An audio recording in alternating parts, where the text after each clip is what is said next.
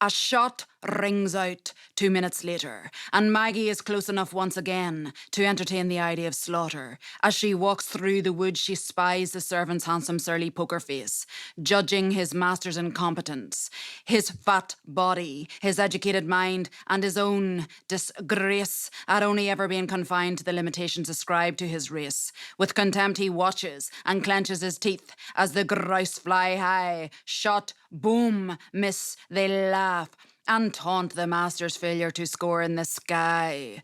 Give me a chance, and I'd kill them straight through the head, I tell you.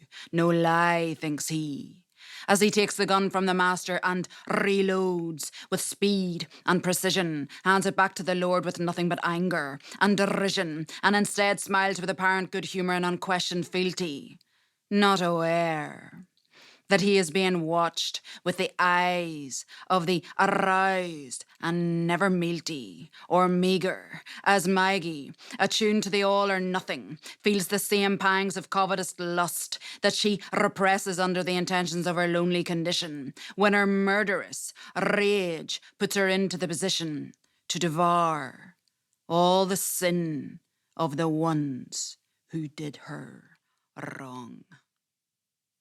Not yet realizing that she is singing someone else's protracted song, and that the wrongs in the past can never be put to right.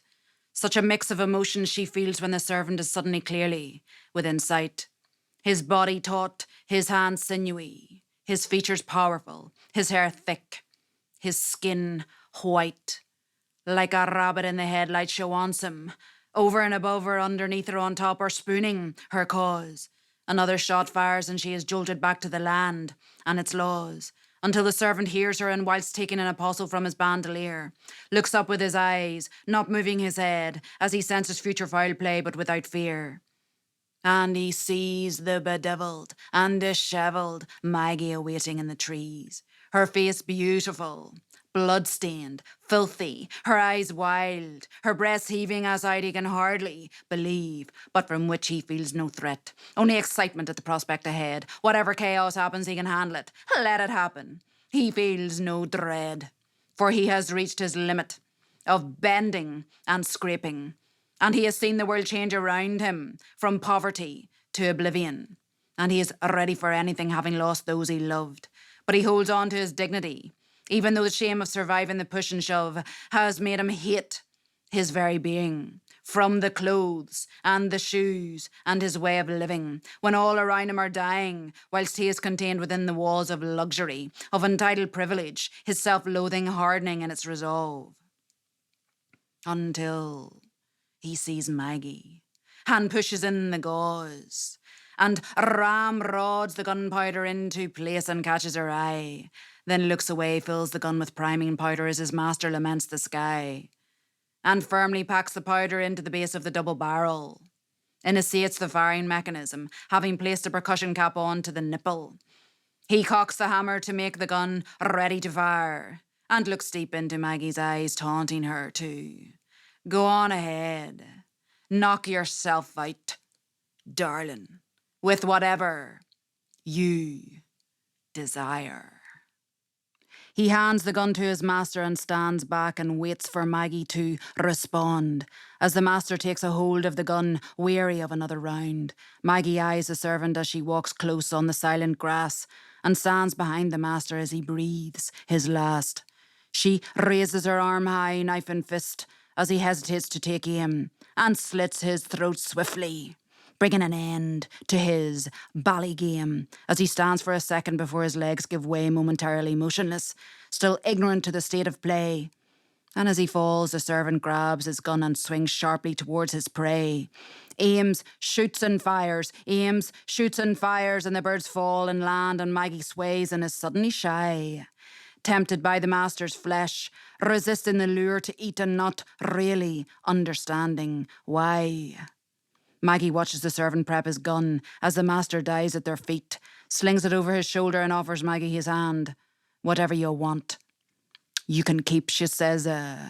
Bring me to the cash and fine jewellery and gold. Walk me through the house, and I will take whatever can be sold.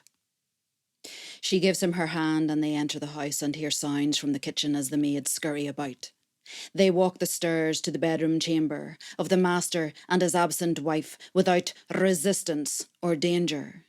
And into the bedroom, luxurious and fine, the servant closes the door behind them and watches as Maggie is inclined to stare with mouth open at the opulence of the room, and touches the eiderdowns, curtains, wood panels, and thinks nothing of her pending doom because it will all end in tears and pain one day, she thinks.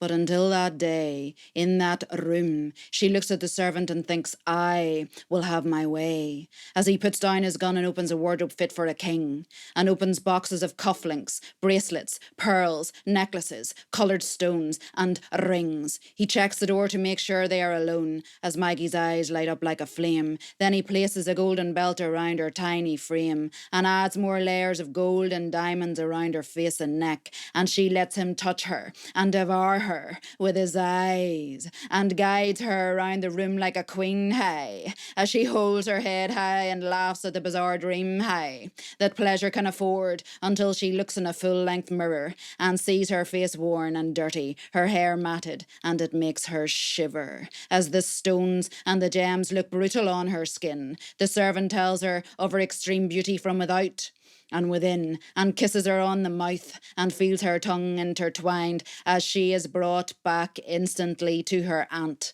kissing her as a child.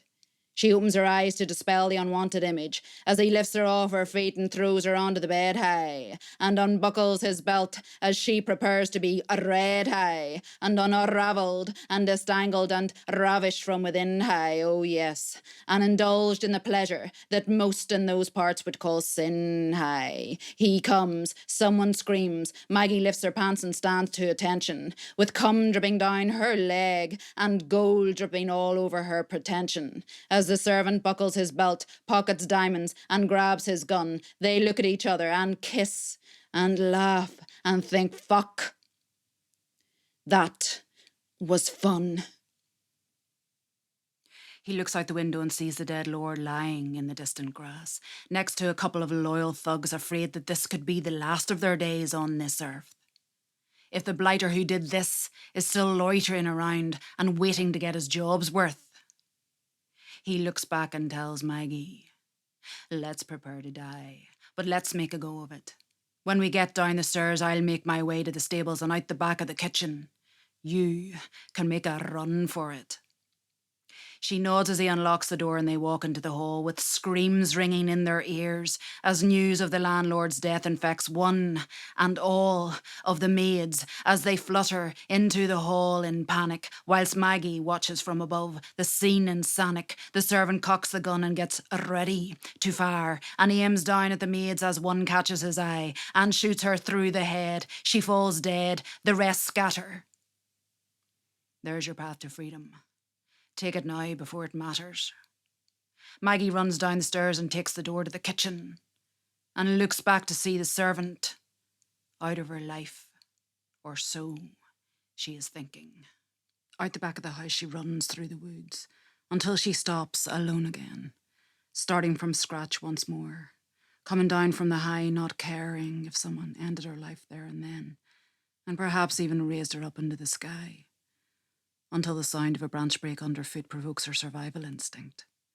And another from another direction bears a threat that jolts her to not think twice about fighting for her life, and goads her from anger to rage like a revolutionary's wife.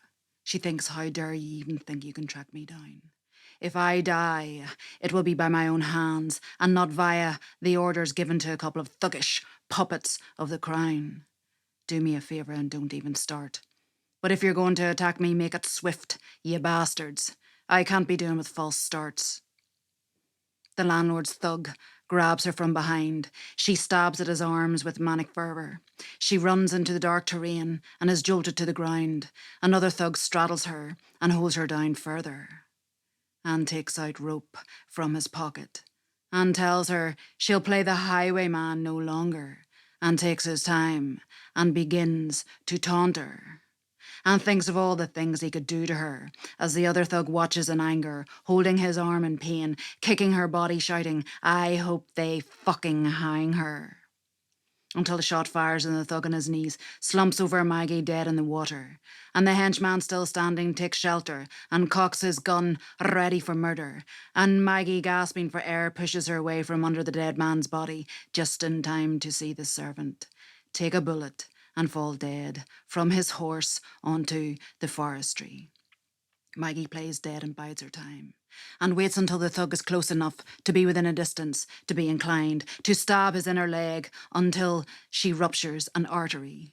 He falls back on the ground, bleeding, the speed of the pump sapped out of his artery.